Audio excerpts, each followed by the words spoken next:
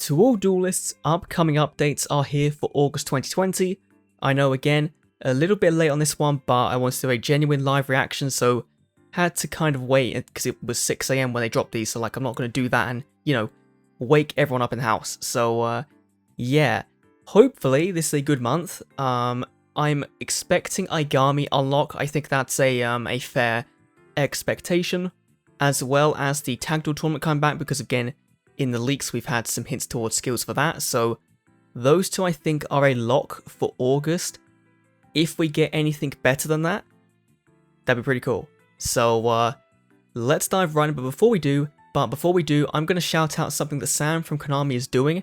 Link down below to a tweet. He's kind of gathering questions to ask the Duel Links dev team, so you might want to go and hit him up and actually tell him your feedback, ask him some questions, and see if those do get answered at some point in the future. I don't know when, but it would be pretty cool to finally get some answers from Konami as to how the game works, certain features you want in, that kind of thing. So let's dive right in, starting off with Leon Luna's Duel Carnival in early August. Okay, a new team event is coming. I don't know why they keep saying new team event, because we've had it for like 7 times. Get event points to obtain the UR card, Hayabusa Knight, an SR card, Total Defense Shogun. Wow. That is a flashback to like 2004, back when the tins came out. As a old school Yu-Gi-Oh player, that's really cool. So, Hayabusa Knight, I know this one already. It's a level 3, can attack twice during each battle phase, has 1000 attack, so it does kind of work with some of those equipped spells, which means that I think you combine this with Secret Pass and the Treasures, and, attack directly twice in one turn. So, this might be a very, very good farm deck card, meme deck card. We had Nataza the Zap in the newest box, and this following on so soon makes a lot of sense. So pretty good on that one. Defense Shogun is our first ever in a TCG, really. Our first ever Super Heavy Samurai, way before they existed. So he is a level 6 warrior. Really weird stat line, 1550, 2500, but when he's summoned, he's turned automatically into defense mode either via normal or flip summon, so if you do special summon this card out, you can summon him in attack mode, but really, why would you? This card can attack while in defense position, and if it does, it applies the attack, so it's kind of like a Cocytus, but he can be targeted. So, not the best card in the world, but still a classic card that I've wanted the game for a while now, and it's cool we're getting it. If you combine this with, what's it called? Spunk Shield with Chain, you might be having a good time. So, definitely some fun, times to be had with this card in kind of casual duels or memeing around in duel rooms or on the rank ladder. Next up, Tour Guide's Mission Bingo. What?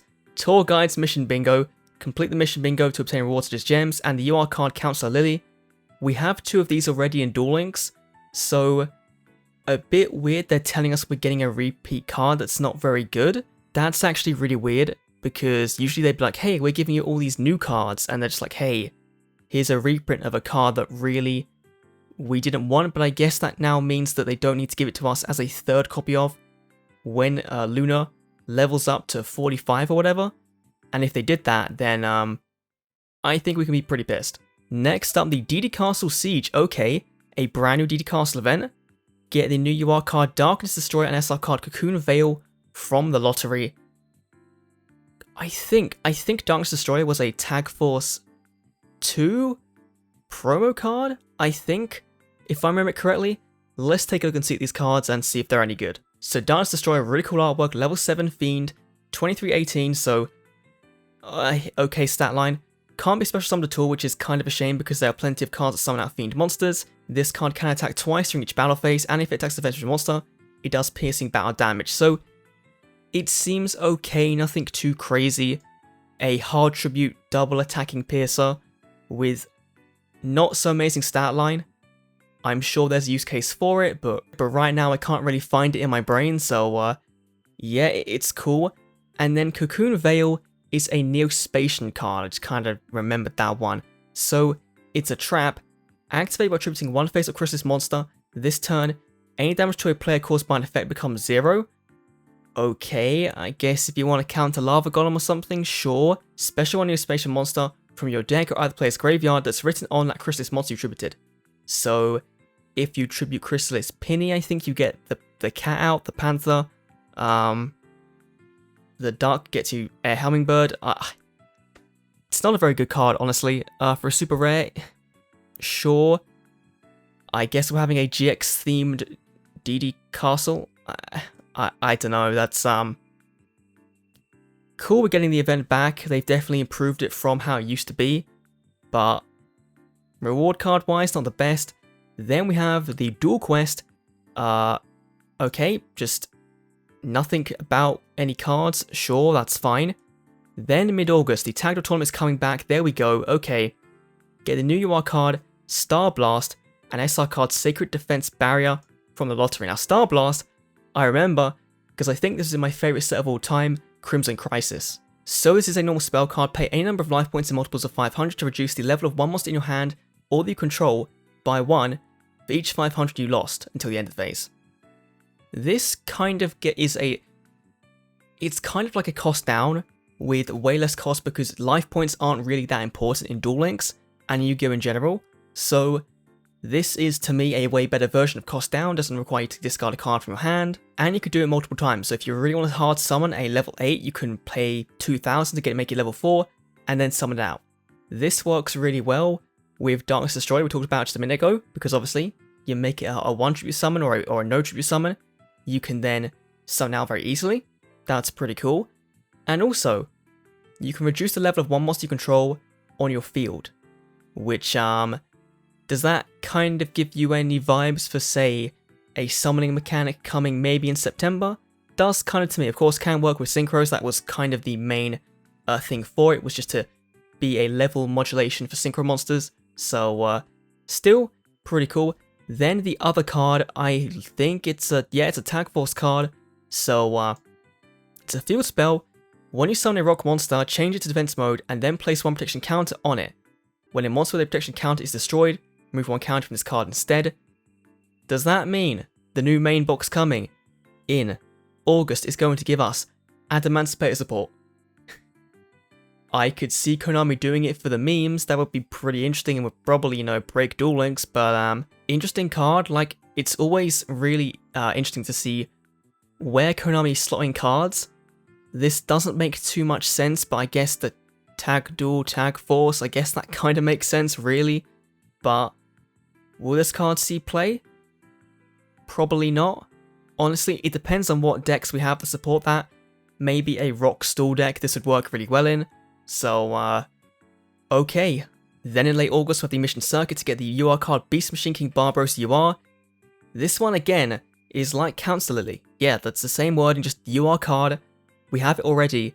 I think we got it via the Tag Duel Tournament and maybe a previously owned Duel Carnival event, I think. So they're just giving us a card we can already have farmed multiple copies of, and they could have just put it in tickets instead. That might be my biggest disappointment this month so far, is that there's like, of the kind of the passive events, the Duel Quiz, the Mission Circuit, they're just giving us things we already have, and that they could have just put in a ticket or something, So, finally, maybe, I'm just going to quickly skip, no, okay, KCGT, sure, we'll stream the duels of the championship once it ends. Konami, no, you stream it during the things happening, because otherwise everyone knows the winner already. Okay, sure. However, late August, obtain a legendary duel list, raid duel, India or Doomvault the Cubic Emperor, witness a form that is grander than a mere king, that is 100% Aigami, ending the month off on the highest high, I think.